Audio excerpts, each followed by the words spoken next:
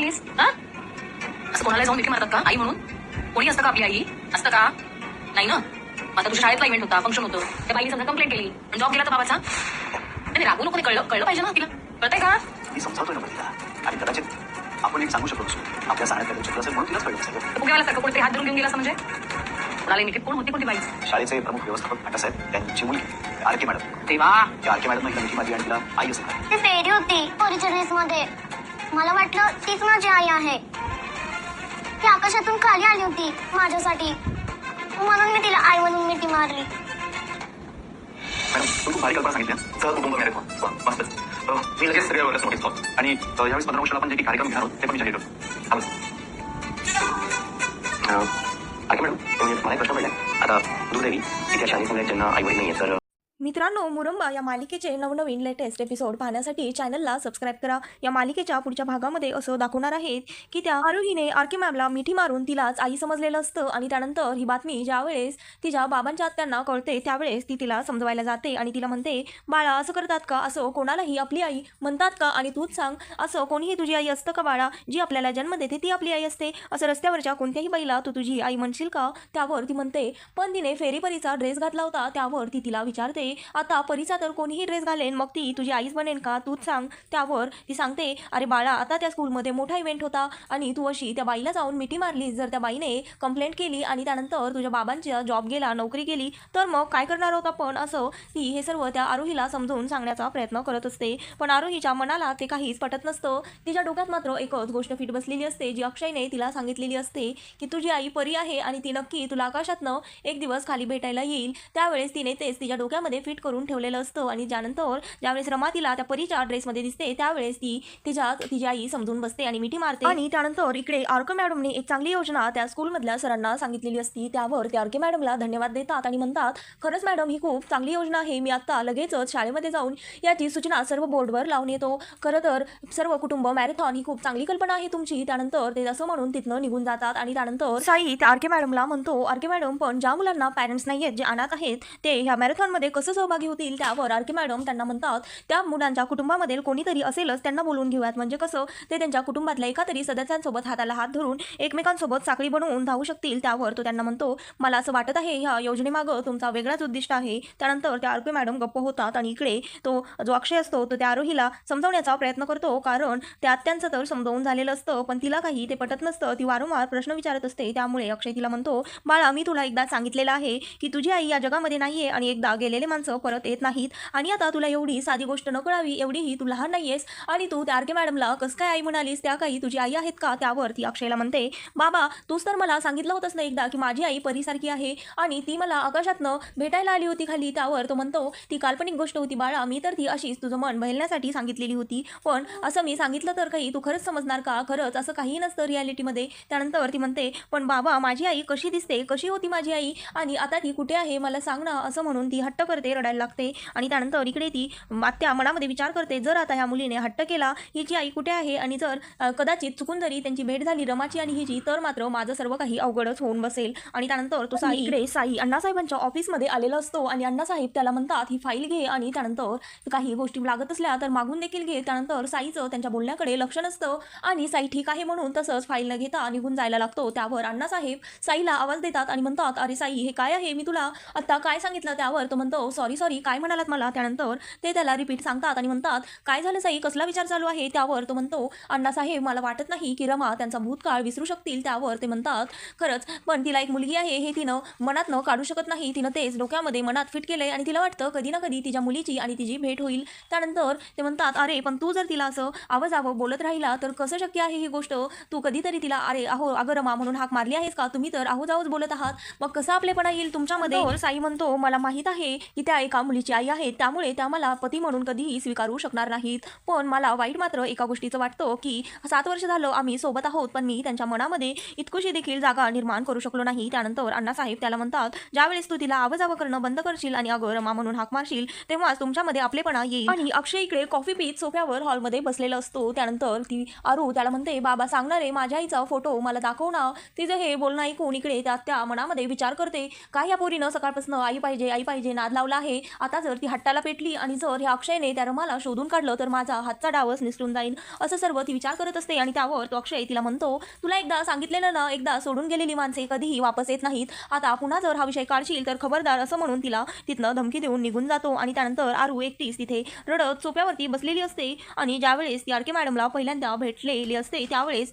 झालेल्या त्यांच्या दोघींमधील संवाद आणि ती ते सर्व आठवून तिला आणखीनच रडायला येत असतं. कारण तिची खात्री असते की आरके मॅमच तिची आई आहेत, कारण आरके मॅम सेम तोच ड्रेस घालून आलेला असतात जो अक्षयने तिला गोष्टीमध्ये सांगितलेला असतो. आणि त्यानंतर इकडे अक्षय स्वतःच्या रूममध्ये येतो आणि त्यानंतर विचार करायला लागतो, किती वर्ष झाले रमा जाऊन पण आणखीन तरी देखील माझ्या मनामधले आणि डोक्यामधले तिचे विचार काही जात नाहीत. काय करू, म्हणजे त्याच्यामुळे माझ्या मनातले विचार तिच्याबद्दलचे कायमस्वरूपीचे निघून जातील. आता मी तिला कसं माझ्या मनातनं काढून टाकू, डोक्यातनं तर मी तिला काढून टाकलेलं आहे. आणि आरू देखील सततच आई आई म्हणून तिची काही ना काही कारणावरनं मला तिची आठवण करून देत असते. आणि त्यानंतर इकडे ती आरू रमा तिला म्हणालेली असते की बाळा, मी तुझी आईच आहे, काय झालं, रडू नकोस बाळा, तू कुठे होतीस इतके दिवस, मी तुला खूप शोधलं, असं रमा तिला म्हणालेली असते. आणि त्यानंतर ती तेच आठवून सोफ्यावर बसलेली असते. आणि तेवढ्यातच तिथे तिचे मोठा दादा आणि दिदी देखील असतात. आणि त्यावर ते म्हणतात, कुठे ते आरके मॅडम, काय त्यांचं स्टेटस, आणि कुठे ती, तुला आठवते का आपली रमा काकू कसली गावंढळ होती, कसली गावठी होती ती, तिला तर धड इंग्लिशचा एक अक्षरही येत नव्हतं, आणि ती कशी आरके मॅडम ही जी आई असू शकेन, असं म्हणून दोघेही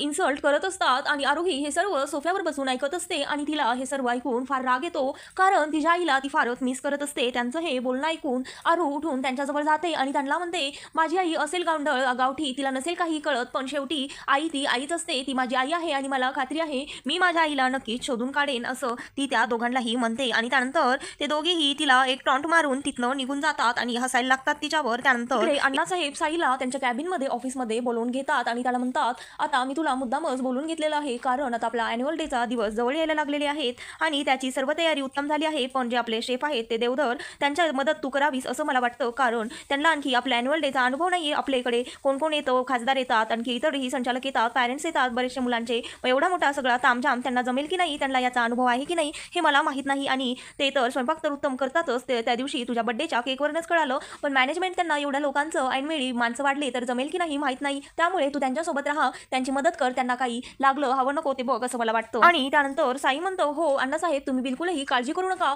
अगदी व्यवस्थित सर्व इंतजाम केला जाईल. आणि त्यानंतर तो तिथनं निघून जातो. आणि इकडे अक्षय कॅन्टीनमध्ये त्याचं काम करत असतो. तेवढ्यातच तिथे त्याचे बाबा ड्रिंक करून येतात आणि त्यानंतर त्यांनी फार ड्रिंक केलेली असते, त्यामुळे त्यांना नीट चालताही येत नसतं, त्यांना नीट उभाही राहता येत नसतं. त्यावर ते म्हणतात, अक्षय माझ्या लेकरा, चल आता मला थोडी पैशांची गरज आहे, मला थोडेसे पैसे दे. त्यावर तो त्याला चिडतो आणि म्हणतो, तुम्ही सांगा तुम्ही इथे का आला आहेत, माझी तर ही कामाची जागा आहे. त्यावर तो म्हणतो, तू मला शिकवू नकोस, आता मी कुठे जायचं आणि कुठे नाही, खरं तर मी अख्खं जग बघून आलेलो माणूस आहे, तू काय मला सांगतो कुठे यायचं आणि कुठे नाही. त्यावर तो म्हणतो, बाबा प्लीज इथनं बाहेर चला. आणि तेवढ्यातच एक माणूस येतो आणि त्याला म्हणतो, हे कोण आहे. त्यावर तो सांगतो, हे माझे बाबा आहेत. आणि त्यानंतर तो त्यांना बाहेर घेऊन जातो. त्यानंतर इकडे ती आरोही तिच्या क्लासमधल्या फ्रेंडसोबत बॅडमिंटन खेळत असते. आणि त्यानंतर तो तिला म्हणतो, काय ग आरू, तू आरके मॅडमला स्वतःची आई म्हणून हाक मारलीस का. त्यावर ती म्हणते, हो. आणि तेवढ्यातच तो तिला म्हणतो, तुला माहित आहे का, स्कूलमध्ये सगळीकडे तीच चर्चा चालू आहे की तू आरके मॅडमला स्वतःची आई म्हणालीस. आणि त्यानंतर तो मुलगा हे सर्व सांगत असतो. तेवढ्यातच तिथे बॉल घ्यायला एक मुलगी येते आणि म्हणते, काय ग, तू तीच आहेस ना जी आरके मॅडमला आई म्हणाली होती. त्यानंतर तो मुलगी तिच्यावर हसायला लागते आणि म्हणते, बघा रे, हीच ती मुलगी आहे जी आरके मॅडमला स्वतःची आई म्हणाली होती, तुला तुझी आई नाहीये का, तू असं कसं इतरांना स्वतःची आई म्हणतेस, असं कोणीही रस्त्यावरचे लोक आपली आई असतात का, असं म्हणून सर्व त्या कॅम्पसमधले स्टुडंट त्या बिचाऱ्या आरोहीवर हसायला लागतात. आणि त्यानंतर आरोहीला फार राग येतो आणि आरोहीमध्ये तिच्यामध्ये भांडण होतात, ते एकमेकींचे केस सोडतात. आणि त्यानंतर इकडे त्या देवधरला भेटण्यासाठी म्हणून साई सर तिथे कॅन्टीनमध्ये आलेले असतात. त्यावर ते चव्हाण सांगतात, ते सरांचे वडील आले होते, त्यामुळे आताच ते बाहेर गेलेले आहेत, थोड्या वेळात ते येतीलच. त्यावर तो म्हणतो, ठीक आहे, पण असं कामाच्या टायमात. त्यावर ते म्हणतात, त्यांचे वडील ड्रिंक करून आले होते, ते फारच गरीब कुटुंबातून आलेले आहेत आणि सर्व घराचा भार त्यांच्यावरच आहे. आणि इकडे अर्जुनचे बाबा त्याला म्हणत असतात, मला थोडेसे पैसे दे. त्यावर तो म्हणतो, तुम्हाला कसं कळत नाही, मुळात तुम्ही माझ्या कामाच्या जागेवर का आलात, तुम्हाला निदान 4 चांगली माणसे देखील जोडता आली नाहीत, कंपनी गेली, घर गेलं, गाड्या गेल्या,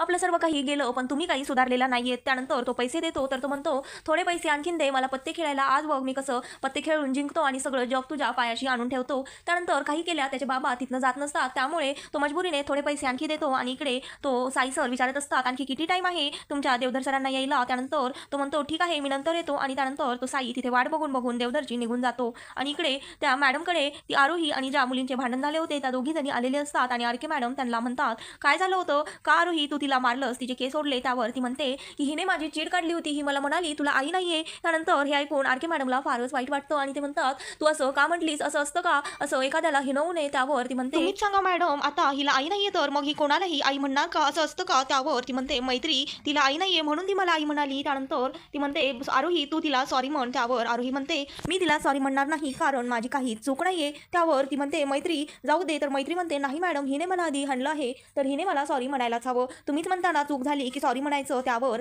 ती आरके मॅडम आरोहीला समजावते आणि म्हणते, असं समज मीच तुझी आई आहे आणि तुझ्या आईने जर तुला सांगितलं तर तू ऐकलं असतंस ना. त्यावर ती म्हणते, हो. आणि लगेचच आरोही मैत्रीला सॉरी म्हणते आणि त्यानंतर तिचे केस विसकलेले असतात. त्यावर ती आरके मॅडम आरोहीच्या 2 वेण्या पाडून देते आणि त्यानंतर आरोही घरी येते आणि त्या आरोहीच्या 2 वेण्या पाहून अक्षयला रमाची आठवण येते आणि त्यानंतर तो विचारतो, तुझे हे केस कोणी विंचरून दिले, तुझ्या 2 वेण्या कोणी पाडल्या. त्यावर आरोही सांगते, आरके मॅडमनेच पाडल्या. त्यानंतर त्याला हे ऐकून शॉक लागतो कारण रमा देखील अशाच वेण्या पाडायची आणि त्यानंतर तो विचारतो, पण मी तर तुझे केस विंचरून दिले होते, मग मॅडमने का वेण्या पाडल्या. त्यावर ती सांगते, मॅडमने कारण माझे स्कूलमध्ये भांडण झाले होते, एका मुलीने मला मारलं, माझे केस सोडले आणि माझी पोनी निसरून गेली, त्यामुळे मॅडमनी माझ्या वेण्या पाडून दिल्या. त्यानंतर तो हे सर्व ऐकून त्याला असं वाटतं, नक्की आरके मॅडम कोण आहेत हे बघावंच लागेल, असं तो विचार करतो मनामध्ये. त्यानंतर तो आरोहीला म्हणतो, चल त्या वेण्या काढ. त्यावर आरोही म्हणते, राहू दे ना बाबा, मला माझ्या आईने वेण्या पाडून दिल्या आहेत, त्या मला म्हणाल्या आहेत तू मला तुझी आईच समज. त्यावर तो म्हणतो, असं कोणालाही आई म्हणायचं नाही, मला ते बिलकुलही आवडणार नाही आणि तुला किती वेळेस सांगितलंय सारखं आई आई बिलकुलही म्हणायचं नाही, असं म्हणून तो आरोहीवर चिडतो. मित्रांनो, मुरंबा या मालिकेचे नवनवीन लेटेस्ट एपिसोड पाहण्यासाठी चॅनलला लाईक, शेअर आणि सबस्क्राईब मात्र नक्की करा.